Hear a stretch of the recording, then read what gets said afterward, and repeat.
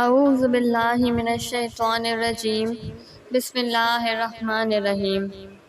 ناظرین السلام علیکم۔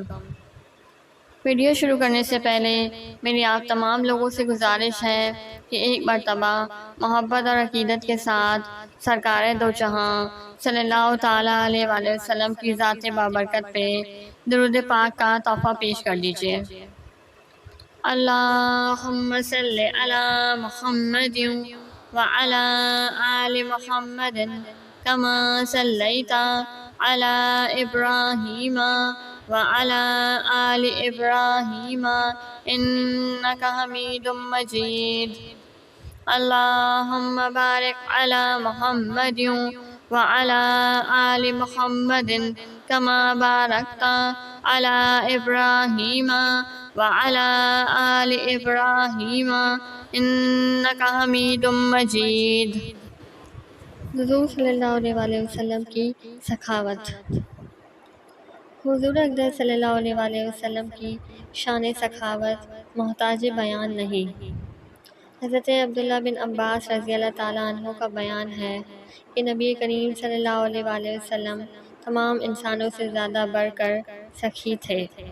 خصوصاً ماہ رمضان میں آپ صلی اللہ علیہ وآلہ وسلم کی سخاوت اس قدر بڑھ جاتی تھی کہ برسنے والی بدلیوں کو اٹھانے والی ہواؤں سے بھی زیادہ آپ صلی اللہ علیہ وآلہ وسلم سخی ہو جاتے تھے۔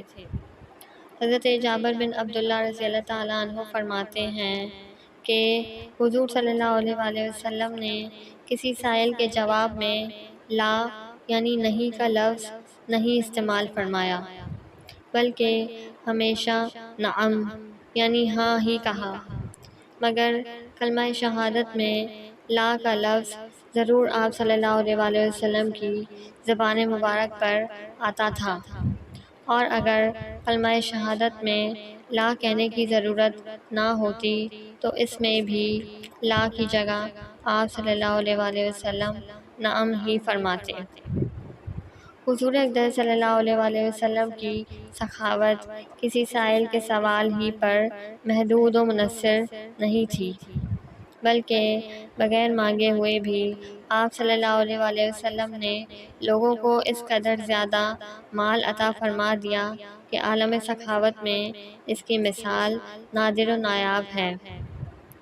آپ صلی اللہ علیہ وآلہ وسلم کے بہت بڑے دشمن امیہ بن خلف کافر کا بیٹا صفوان بن امیہ جب مقام جعرانہ میں حاضر دربار ہوا تو آپ صلی اللہ علیہ وآلہ وسلم نے اس کو اتنی کثیر تعداد میں اونٹوں اور بکریوں کا ریوڑ عطا فرما دیا کہ دو پہاڑیوں کے درمیان کا میدان بھر گیا۔